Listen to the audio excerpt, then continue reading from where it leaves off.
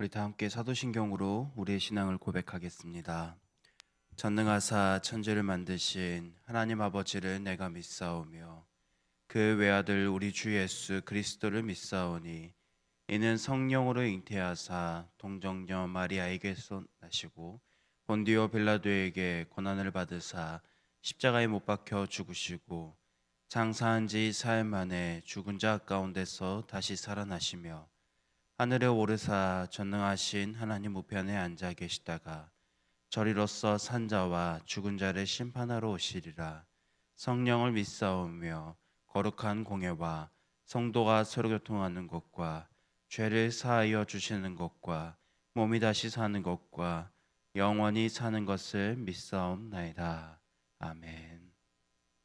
우리 찬송가 435장 같이 찬송하시겠습니다. 찬송가 435장 같이 찬송하시겠습니다. 나의 영원하신 기업입니다. 나의 영원하신 기업 생명보다 귀하다. 나의 갈 길 다가도록 나와 동행하소서.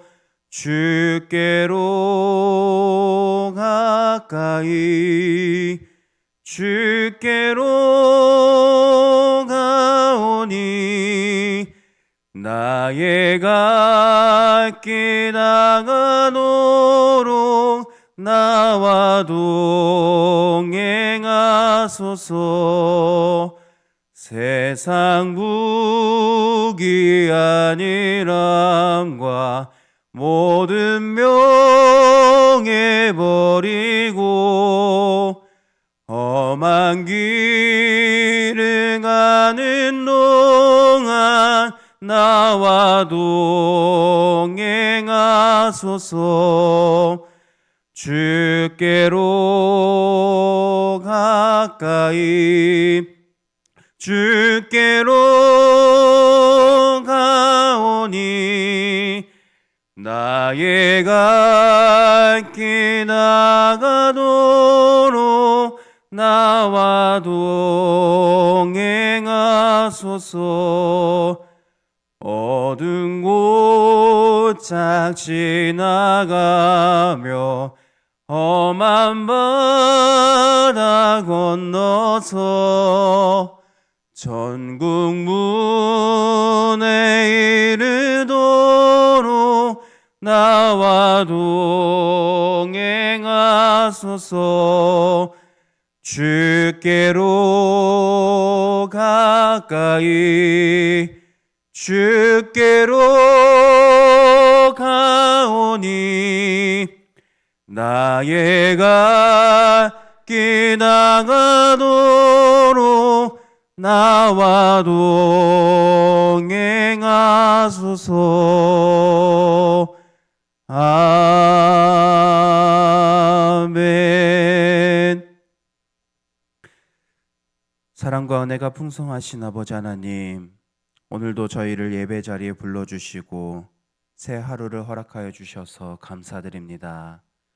오늘 우리가 살아갈 때에 우리가 주님과 동행하는 삶을 살아가게 하여 주시옵소서. 우리가 주님 한 분만을 바라보면서 나의 삶을 인도하여 주시고 늘 동행하여 주시는 주님을 바라보며 한 걸음 더 나아가고 힘을 내어서 살아가게 하여 주시옵소서. 우리가 살아가는 이 삶의 모든 끝이 하나님의 나라를 바라보게 하여 주시고 우리가 지금은 힘들고 어려운 시간을 겪는다고 할지라도 하나님께서 우리를 분명히 푸른 풀밭과 쉴만한 곳으로 인도하여 주심을 기억하며 살아가게 하여 주시옵소서. 오늘 이 새벽 특별히 하나님께 예물드린 가정이 있습니다. 하나님께서 이 가정 가운데에 늘 감사가 넘치게 하여 주시고 하나님께 날마다 기도하고 말씀을 보며 하나님께 나아가고 그 안에 거하며 믿음을 바로 세우는 믿음의 가정이 되게 하여 주시옵소서. 거룩하신 예수님의 이름으로 기도합니다. 아멘.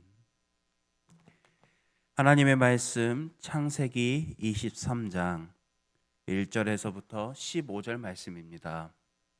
원래는 20절까지이지만 길어서 15절까지만 읽도록 하겠습니다. 창세기 23장 1절에서부터 15절 말씀입니다.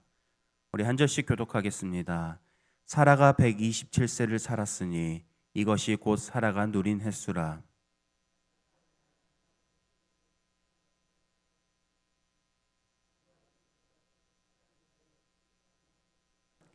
그 시신 앞에서 일어나 나가서 해 족속에게 말하여 이르되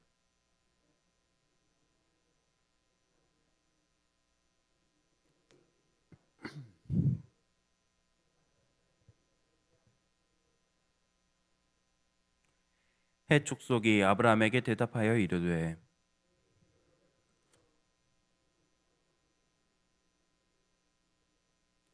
우리 묘실 중에서 좋은 것을 택하여 당신의 장소서 우리 중에서 묘실에 당신이 죽은 자 장사함을 금할 자가 없으리이다. 아브라함이 일어나 그 땅 주민 해 족속을 향하여 몸을 굽히고 나로 나의 죽은 자를 내 앞에서 내가 장사하게 하는 일이 수알의 아들 에브론에게 구하여 그가 그의 발머리에 있는 그의 막벨라 굴을 내게 주도록 하되 충분한 대가를 받고 그 굴을 내게 주어 당신들 중에서 매장할 소유지가 되게 하기를 원하노라 하매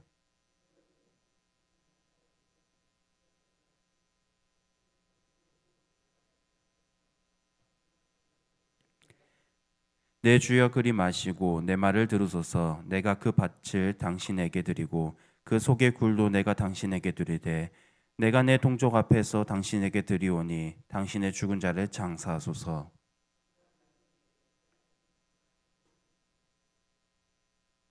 그 땅의 백성이 듣는 데서 에브론에게 말하여 이르되 당신이 합당히 여기면 청하건대 내 말을 들으시오. 내가 그 밭값을 당신에게 주리니 당신은 내게서 받으시오. 내가 나의 죽은 자를 거기 장사하겠노라. 함께 읽겠습니다. 내 주여 내 말을 들으소서. 땅값은 은 400세겔이나 그것이 나와 당신 사이에 무슨 문제가 되리이까? 당신의 죽은 자를 장사하소서. 아멘. 사라는 가나안 땅 헤브론에서 죽었습니다. 하나님의 약속을 붙들고 아브라함과 함께 걸어왔지만 그 약속이 이루어진 것을 직접 경험하지 못하고 보지 못한 채 생을 마감했습니다. 아브라함은 사라의 죽음 앞에서 크게 슬퍼했습니다. 믿음의 사람이라고 해서 슬픔이 없진 않다는 것을 우리는 알 수 있습니다. 그러나 오늘 우리가 이 본문에서 주목해야 할 것은 아브라함이 그가 슬플 때에 어떤 선택을 했느냐에 있습니다. 아브라함은 슬플 때에 그 자리에 주저앉지 않았습니다. 사라를 장사할 매장지를 준비하기 위해서 움직였습니다. 그는 먼저 핵 족속 사람들에게 가서 자신이 이 땅에서의 나그네라고 말하며 매장지를 요청했습니다. 당시 그는 가나안 땅에 살고 있었지만 법적으로는 아무 땅도 소유하고 있지 않았었습니다. 그런 그에게 햇사람들은 호의를 베풀며 좋은 자리를 그냥 사용하라고 말을 했었습니다. 하지만 아브라함은 그들의 제안을 받아들이지 않았습니다. 대신에 에브론이 가진 막벨라 굴을 정확한 값에 사겠다라고 말을 했습니다. 에브론은 겉으로는 인심 있는 척 그에게 후한 척 그 땅값을 주었지만 실제로는 적지 않는 은 400세겔이라는 금액을 제시했습니다. 그럼에도 아브라함은 값을 흥정하지 않았고 그대로 지불했습니다. 그리고 성문 앞에 사람들이 많이 들어오는 그 앞에서 이 거래를 공식적으로 확정했습니다. 아브라함은 훗날 어떠한 분쟁이 생기지 않기 위해서 어떠한 문제가 생기지 않기 위해서 분명하고 확실하게 이 막벨라굴을 자기의 소유로 사들였습니다.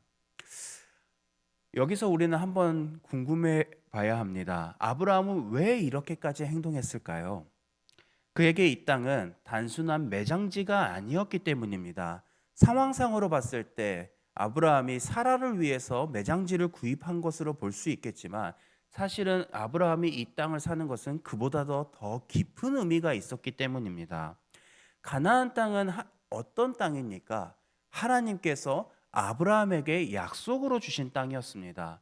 아브라함은 나그네로 이 땅에 왔지만 아직은 그에게 법적으로도 어느 것도 하나 그의 소유로 된 것이 없었습니다. 아브라함은 사라를 위한 매장지를 살 생각을 하고 있었지만 그보다도 더 깊은 곳에서는 하나님의 소유로 하나님께서 약속으로 주신 그 땅에 자기의 법적으로 소유된 그 땅을 살려고 했었던 것입니다. 하나님께서 약속하신 바로 그 땅이었기 때문에 아브라함은 그 누구보다 명확하게 분쟁이 없이 하도록 이 땅을 구매했습니다. 그는 아직 약속이 완전히 이루어지진 않았지만 하나님께서 반드시 약속을 이루실 것이라는 것을 굳게 믿고 있었습니다. 그래서 그동안 아브라함은 약속의 땅에서 살고만 있었지 실제로 자기의 땅은 하나도 없었지만 이제는 비록 작은 땅이지만 그는 확실한 자기의 소유의 땅을 가졌습니다. 아브라함은 가장 힘든 순간에도 하나님을 놓치지 않았습니다. 자기가 가장 사랑하는 사람 사라가 죽은 상황에서 그는 얼마든지 흔들릴 수 있는 순간이었습니다. 그러나 아브라함은 그 자리에서 오히려 더 하나님을 의지하는 선택을 했습니다. 약속의 땅을 떠나거나 포기하지 않고 그 땅을 자신의 것으로 사들이는 행동을 합니다. 많은 학자들이 이 본문을 해석하면서 아브라함은 단순히 사라를 위해서 매장지를 산 것이 아니라 하나님의 약속을 굳게 믿고 그 땅을 샀다라고 이야기합니다. 그런데 우리가 삶을 살다 보면은 우리도 아브라함의 삶과 많은 차이가 없습니다. 우리가 기대했던 일들이 이루어지지 않고 또 하나님께 기도했지만 하나님께서 우리에게 그 기도를 응답하시는 게 더디다라고 생각할 때도 있습니다.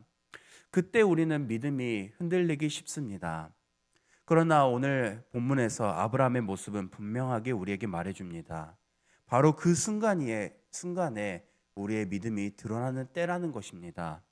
약속이 보이지 않을수록 하나님이 우리에게 일하지 않는다라고 생각하는 그때일수록 우리는 더 분명하게 하나님의 일하실 것을 하나님께서 약속하신 그 말씀을 붙들고 살아가야 한다라는 것입니다.